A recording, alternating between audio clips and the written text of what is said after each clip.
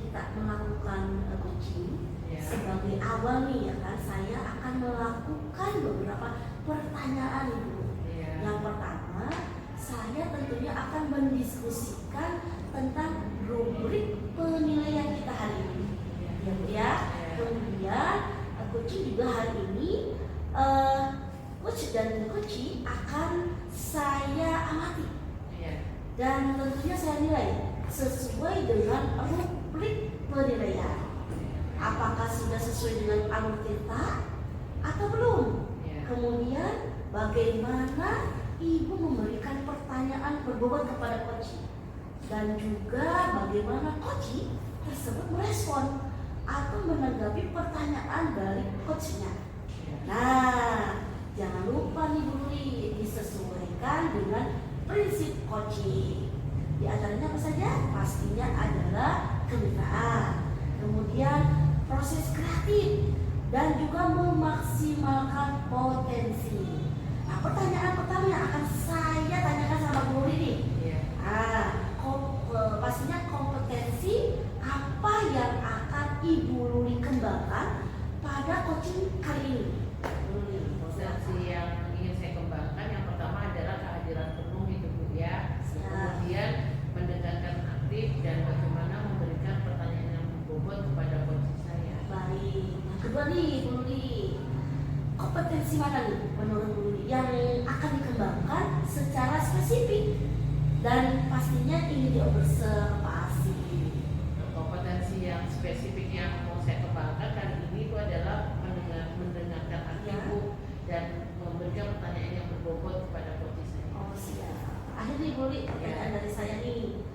Kemudian ada nggak indikator yang bagaimana yang diinginkan oleh Ibu Luli dalam proses coaching kali ini? Saya ingin coaching saya itu bisa menemukan solusi dari permasalahannya Bu. Siap. Dan menemukan langkah-langkah untuk mengatasi masalah tersebut. Siap Bu Luli. Baik Bu Luli, demikian dulu mungkin Bu Luli pra-observasinya kali ini. Silakan nanti Ibu melakukan coaching terhadap coachingnya. Begitu Bu Luli. Oke, terima kasih Bu Rizda. Iya, sehat-sehat Bu Luli ya. Ya, baik. Assalamualaikum Bu Luli. Waalaikumsalam warahmatullahi wabarakatuh. Nah.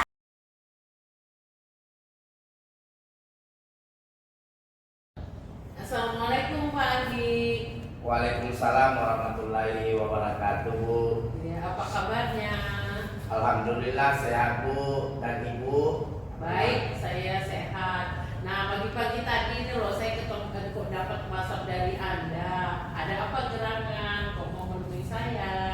Gini Bu, saya ini punya sedikit masalah, terutama karena ini saya ingin meningkatkan kompetensi saya dalam mengelola dan manajemen kelas Bu. Tentu mungkin ada masukan-masukan dari Ibu. Oke, baik. Ini saya garis bawahi ya Pak ya. Berarti Pak Andi di sini kita akan melakukan pembahasan atau coaching terkait dari manajemen kelas tadi ya Pak ya. Oke, baik. Nah, ini apa sih sebenarnya yang Bapak ingin dapatkan? Ini Bu, saya ingin meningkatkan, menciptakan dan meningkatkan kompetensi kelas yang kondusif sehingga peserta didik bisa belajar lebih nyaman. Oke, meningkatkan kompetensi itu gambarannya seperti apa ya Pak ya? Gambarannya gini Bu, mungkin kompetensi di sini bagaimana mengelola dengan manajemen kelas yang kami miliki sehingga peserta didik kami lebih nyaman belajar Bu. Tentu karena kami berada di lapangan Bu, karena kami belum ke Jogja, tentu lebih luas lagi mungkin ruangan atau tempat yang kami pakai sehingga manajemen kelas yang kami inginkan. Oke, nah ini Pak dari skala ya yang sekarang ada ini ya manajemen kelas itu kira-kira ini dari skala 1 sampai 10 itu berada di mana saat ini Pak ya? Mungkin posisi saya Bu pada skala 1 sampai 7 ya. Oh, 7. Nah mau ditingkatkannya sekarang ke berapa Pak? Ya mungkin ke 8 atau 9 lah Bu. Oke, baik, bagus itu Pak. Nah sekarang ide atau gagasan ini yang kira-kira terlintas dalam benak Pak Andi itu untuk menaikkan tadi nih dari 7 ke 9 ya. Nah, itu seperti apa Pak? Ide saya itu tentu bahwa memiliki efektivitas dalam proses pembelajaran, sehingga kami juga dengan peserta didik tentu punya manajemen terutama waktu, kemudian mungkin dalam proses pembelajaran sesuai dengan alur pembelajaran, sehingga manajemen dan kelas bisa kami atasi. Oke, manajemen kelas sudah bisa, Anda yakin sudah bisa berjalan dengan baik ya Pak ya. Nah sekarang pada saat melaksanakan itu, Bapak ingin melibatkan siapa saja atau bantuan support dari siapa saja kira-kira? Yang tentu yang paling utama adalah seluruh peserta didik yang ada di kelas itu, Ya. Terutama untuk mencapai tujuan yang kami ingin lakukan. Tentu kami berharap bantuan lebih banyak kepada teman-teman anak-anak murid kami, kemudian mungkin ada yang menjadi contoh yang ada di kelas itu, mungkin itulah yang memberikan gambaran terhadap teman-teman sejawatnya. Oke, baik. Jadi selain itu Pak, yang bisa dilibatkan support dari manajemen kelas itu apa ada lagi ya Pak ya? Yang paling utama juga Bu, rekan sejawat, Ya, gitu ya. baik. Kemudian sesama MDMPP DOK di internal kami di SMP ini, tentu itu yang paling penting juga Bu, sebagai rekan sejawat, sebagai teman diskusi bagaimana mengatur manajemen anak. Oke, baik. Itu sudah bagus Pak ide-idenya. Nah dari pembicaraan kita dari tadi ini Pak, sebenarnya apa sih yang Pak Mukrin harapkan dapatkan? Yang kami harapkan tentu yang paling utama adalah ketercapaiannya manajemen kelas di sini, sehingga untuk mencapai tujuan pembelajaran secara bersama-sama dari indikator itu tadi meningkatnya di angka 8 sampai 9. Oke, berapa lama ini kira-kira Pak pelaksanaannya ya? Mungkin bisa kami targetkan Bu, mungkin di satu semester ini bisa kami targetkan bisa tercapai Bu. Setelah semester ini selesai baru kami akan mengevaluasi, kemudian kami nanti di semester 2 sebagai bahan tindak lanjutnya. Oke, baik Pak, itu sudah baik ya Pak Andi. Jadi sudah ada kolaborasi dengan teman sejawat, juga sudah perencanaannya tadi sudah baik dan targetnya sudah memenuhi. Nah ini kita bukan berakhir sampai sini, nanti saya juga ingin tahu nih kabarnya prospeknya ya Pak ya. Iya. Oke baik, jadi kita bisa akhiri ya ini coaching kali ini ya Pak ya. Tapi jangan lupa ini bukan terakhir kita bertemu, jadi saya ingin juga dapat kabar sih bagaimana prospeknya ya Pak ya. Oh, iya. Tahu.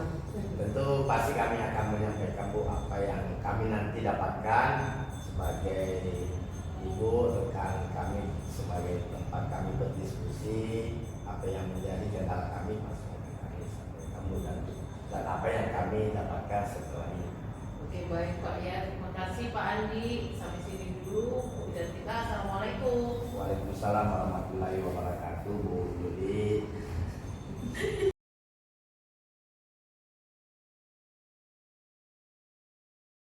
Selamat pagi Bu Luli, assalamualaikum. Selamat pagi Bu Lisda. Waalaikumsalam. Gimana kabar hari ini?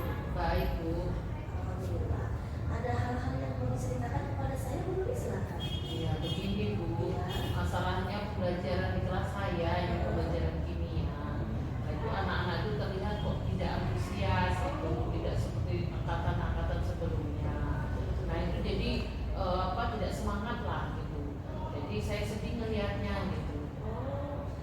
Apa permasalahan yang terjadi di peserta didik Bu Luli sampai anak-anak ini murid-murid ini tidak antusias untuk mengikuti pembelajaran Bu? Nah itu Bu, tidak antusiasnya itu seperti ini.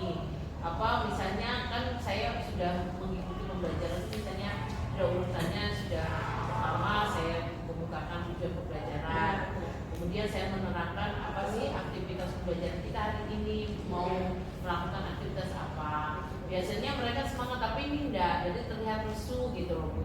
Dan kalau saya sih tidak terlalu permasalahkan HP ya, karena saya tahu anak-anak itu juga dengan HP, karena juga saya seperti misalnya anak-anak ayo kita buka literasi tentang ada video atau buku, itu saya link di drive, nah itu saya share di grup, jadi mereka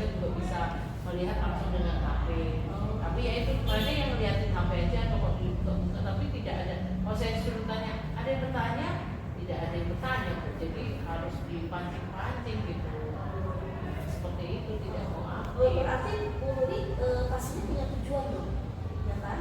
Dalam penyampaian pembelajaran materi yang guru sampaikan. Apa tujuannya seperti itu? Tujuannya itu anak-anak harus mampu atau aktif gitu ya, sehingga dia paham. Kalau dia bertanya berarti dia ada sesuatu yang tidak paham tentang materi itu. Jadi kita juga bisa tahu sampai di mana. Tapi kalau tidak semangat diam saja, kita juga tidak tahu mengerti atau tidak. Kira-kira guru ini sudah mencoba metode pembelajaran yang siapa tahu untuk mencapai tujuan yang diharapkan guru ini? Nah itu Bu, saya sudah misalnya kan anak-anak itu kadang-kadang senang kalau praktikum ya. Jadi saya bawa ke praktikum. Tapi kalau misalnya setiap pertemuan itu harus ke lab kan pasti habis waktunya, jadi pasti ada di kelas gitu. Nah itu dulu pernah sih Bu, dulu itu ya, pas saat pandemi itu Bu, itu saya manfaatkan itu ini game. Nah jadi game pakai aplikasi Kahoot itu Bu.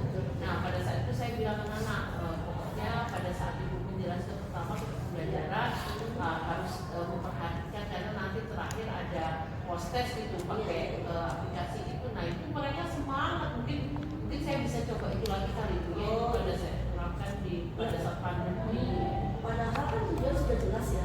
Tujuan sudah jelas, kemudian metode sudah disiapkan. Apalagi tadi ada kaitannya dengan metode praktek. Karena materinya kimia ya Bu. Nah pastinya banyak tuh tantangan yang harus dihadapi oleh guru. Apa itu tantangannya Bu? Ya tantangan itu tadi anak-anak kan memang namanya ini zaman berubah ya Bu ya. Anak-anak senang dengan HP. Maka ya sebaiknya memang sih saya rasa ada pembelajaran yang dikaitkan ya seperti itu tadi, game mungkin seperti yang pernah saya lakukan pada saat pandemi, mungkin itu bisa dipakai, jadi anak-anak bisa antusias kali ya untuk pembelajaran lagi. Saya setuju, betulan. Kenapa? Karena kan tujuan itu memang harus disesuaikan dengan kebutuhan juga siswa kita kan. Ya benar sih. Ketika tujuan kita sudah mulai terlihat, begitu metode sudah jelas, pastinya guru akan menyiapkan strategi ke depannya seperti apa. Kira-kira apa strategi pembelajarannya? Strateginya berarti ya ini berarti saya kombinasi nih Bu ya. Jadi mungkin ada demonstrasi di kelas, jadi tidak selalu di lab gitu. Jadi mungkin ada beberapa anak yang maju. Nah kemudian mungkin sebaiknya gini pemanfaatan tadi IT, jadi anak-anak mungkin bisa memvideokan gitu ya. Kemudian mengeditnya kan bisa memakai aplikasi di HP, jadi dia senang mungkin ya dengan HP-nya, jadi bisa dipakai. Nah itu mungkin lebih menarik kan ya. Dan juga mungkin dari strategi yang sudah disiapkan guru juga harus bisa mencari strategi pengendalian. Strategi pengendalian sehingga si anak itu atau strategi yang membuli itu tidak bosan begitu. Apalagi tujuan sudah jelas, kemampuan sudah jelas, kualifikasinya kelompok sudah jelas, itu ya Bu ya. Baik. Nah mungkin perlu dipahami juga Bu penyebab kenapa peserta didiknya guru ini kurang antusias, itu ya Bu ya. Nah otomatis bagaimana caranya materi itu dipahami oleh peserta didik? Nah guru ini harus kerja keras di sini. Jadi guru harus kerja keras, tujuannya sudah jelas, strategi sudah pasti, metode oke, gitu ya guru ya. Apalagi guru ini tadi dengan melalui games begitu untuk ketertarikan mereka. Tadi guru juga menyampaikan anak-anak Android gitu yang pemakaian ada seperti apa gitu ya Bu. Baik. Kemudian guru ini bisa dijelaskan kembali mungkin ada nggak trik-trik ke depannya seperti apa? Pastinya kan guru ini harus bertanggung jawab dengan apa yang sudah disiapkan oleh guru dan sesuai dengan tujuan yang diharapkan guru tentunya. Ya, saya rencanakan itu tadi. Selain itu juga jadi perpaduan antara demonstrasi sama games, memakai Android dan anak-anak mengedit video gitu ya dengan HP-nya. Kemudian yang kedua mungkin saya kolaborasi dulu dengan teman sejawat yang sesama kimia, itu bisa membantu saya itu mengamati anak-anak gitu ya, dan pembelajaran yang saya laksanakan. Mungkin ada masukan dari teman gitu, jadi mungkin bisa lebih memperbaiki lagi. Betul sekali Bu, saya sangat setuju dengan apa yang sudah disiapkan oleh guru, dan ini bisa dikatakan sebagai penguatan positif guru, karena tadi guru akan duduk bersama dengan teman sejawat untuk mencari strategi yang tepat sehingga bisa mengendalikan peserta didik kita ketika mendengarkan penyampaian materi kita. Baik Bu Luli, terima kasih banyak sudah sharing kita dan mudah-mudahan Bu Luli tindak lanjut.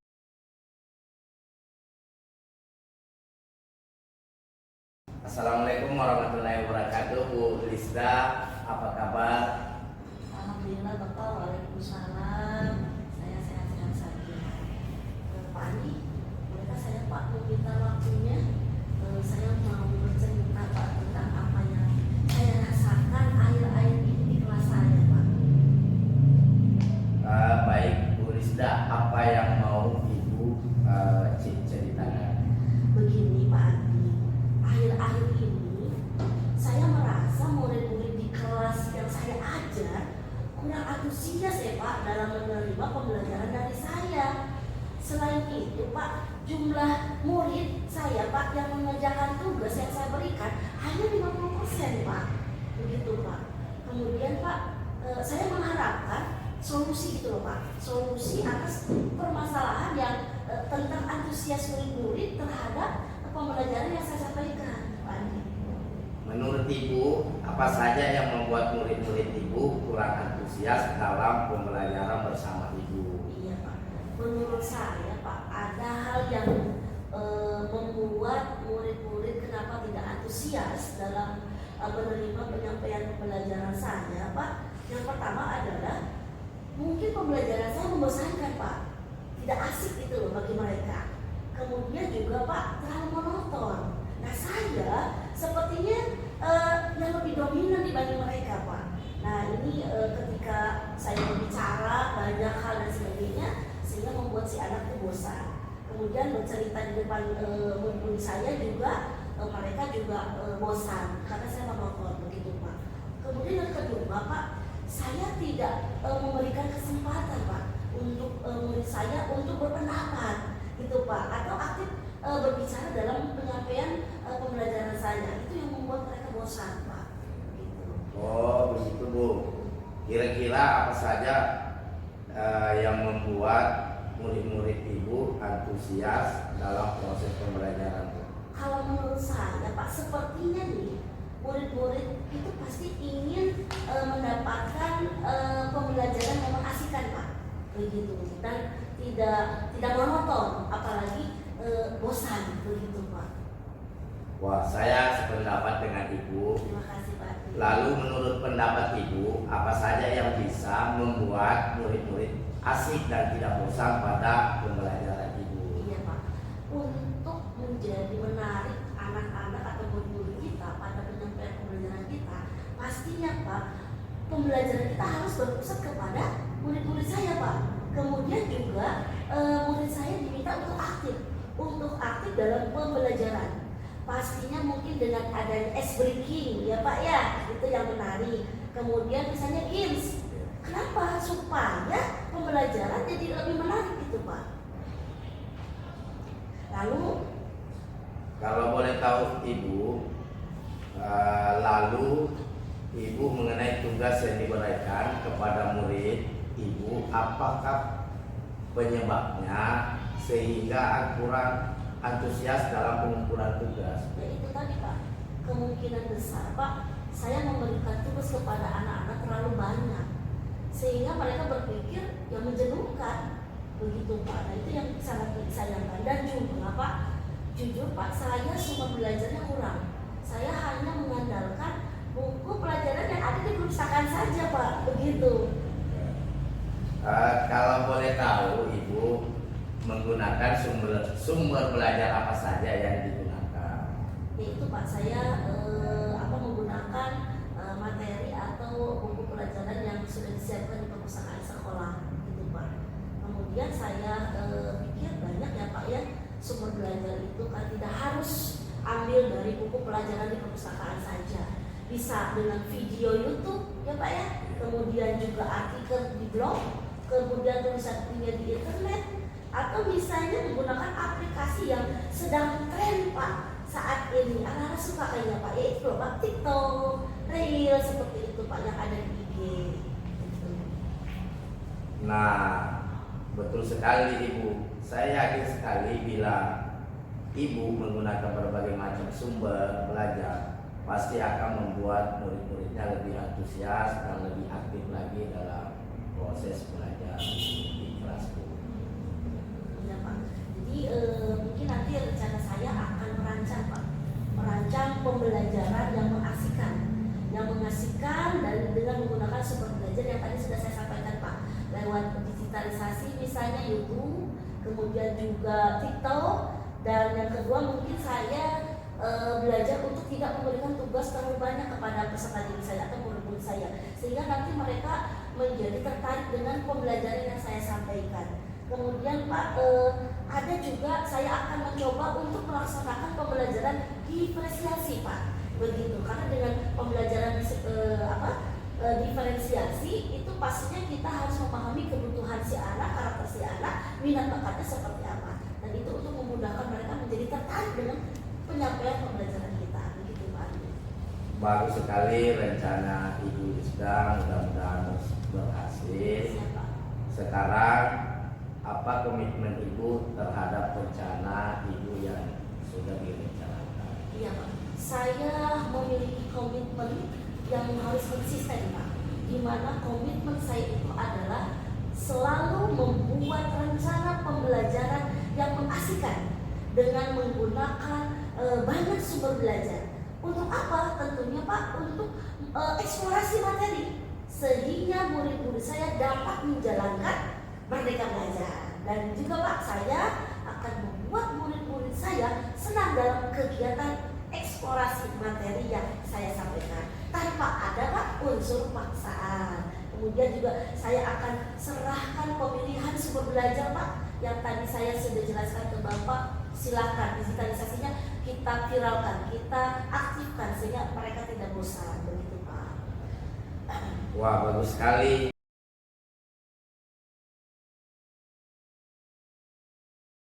Assalamualaikum Bu Luli. Waalaikumsalam Bu Lisda. Ya, apa kabar hari ini? Baik. Bu Luli, tadi kan sudah melakukan coaching ya, Iya. dengan temannya Pak Adi nih. Iya. Nah, sebelum penutupannya, saya akan menanyakan Ibu Luli Iya. beberapa pertanyaan pasca observasi. Nah, yang pertama, apa saja yang sudah Ibu Luli lakukan pada saat melakukan coaching terkait indikator ketercapaian yang diinginkan? Silakan Bu Luli. Tadi di coaching tadi Bu, saya sudah melakukan sesuai alur delta Bu. Jadi ada tujuan dari coaching saya, apa sih yang di coaching hari ini. Kemudian saya sudah bersama kita identifikasi, kemudian bagaimana dia membuat rencananya dan bagaimana tanggung jawabnya itu sudah ada Bu. Dan saya sudah memberikan pertanyaan-pertanyaan yang dimana coachingnya itu dapat mencari sendiri Bu ide-ide untuk pemecahan permasalahannya. Oke, Bu Luli. Menurut saya sebagai observer yang tentunya berlebih tadi proses coachingnya ya tadi Bu, Ibu dengan Pak Andi itu kan sudah berjalan dengan baik Bu, is the best. Dan juga proses alurnya Bu sudah sesuai dengan alur cerita, kan Bu? Dan ya Ibu Luli juga sudah berusaha menggali. Itu yang terpenting, menggali dengan memberi pertanyaan kepada Pak Andi, sehingga Pak Andi bisa menemukan solusi dari permasalahan tersebut. Nah, pertanyaan terakhir nih, boleh kan ya Bu Luli ya? Sebelum kita tutup nih. Nah, pertanyaan terakhir, kompetensi apa lagi yang ingin dikembangkan berdasarkan Ibu Luli, berdasarkan hasil melakukan coaching yang baru dilakukan oleh Ibu Luli. Oke, kompetensi yang ingin saya lakukan yaitu cara lebih memahami lagi proses coaching itu itu sendiri, sehingga nanti saya ke depannya itu bisa melakukan coaching lebih baik lagi. Oh, alhamdulillah. Nah, Ibu Luli, semoga ke depannya kita bisa melakukan coaching dengan lebih baik lagi tentunya. Kemudian juga observasi hari ini semoga bermanfaat bagi kita sama-sama ya Bu berdua di sini, dan terima kasih banyak atas waktunya. Terima kasih ya Bu Luli dan sehat selalu. Sama-sama Bu. Oke. Assalamualaikum Bu Luli. Waalaikumsalam warahmatullahi wabarakatuh.